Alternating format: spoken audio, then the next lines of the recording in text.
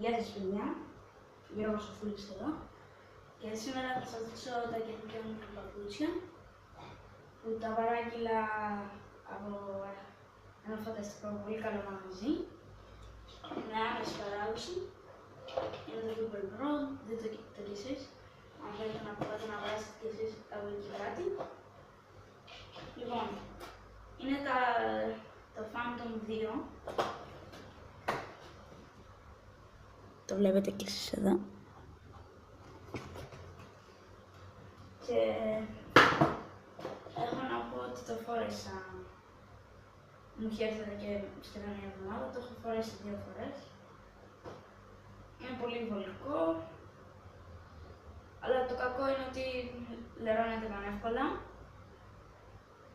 Βλέπετε πως έχει γίνει, άμα δείτε από κοντά. Αλλά εντάξει, είναι πολύ βολικό. Δεν μπαίνει πολύ εύκολα στο πόδι.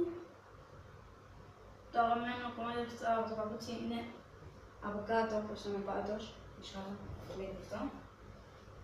Ναι.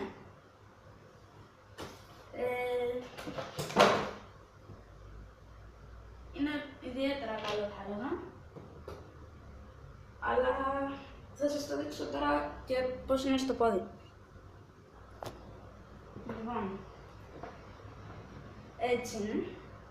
Αυτό εδώ. Είναι πολύ βολικό. Εντάξει, δεν υπάρχει κάτι άλλο που μπορώ να πω. Το περίεργο είναι οι τάπες, γιατί δεν είναι διαφανές. Είναι πολύ ωραία η παπούτσια μετά. Εδώ. Δείτε και από κοντά.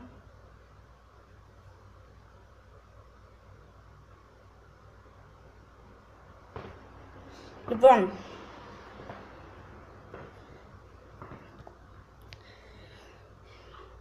αυτό εδώ ήταν το βίντεο για σήμερα.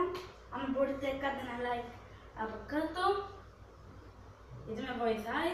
Subscribe και στόχο έχω να φτάσω στους 10. Και αυτά.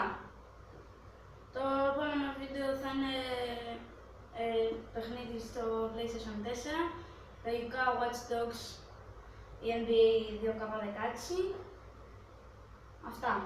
Αυτά για σήμερα. Μπορεί μέχρι να κάνω editing αυτό το βίντεο, δεν ξέρω αν θα ανέβει σήμερα, μακάρι να ανέβει σήμερα, αλλά θα δούμε. Γεια σας!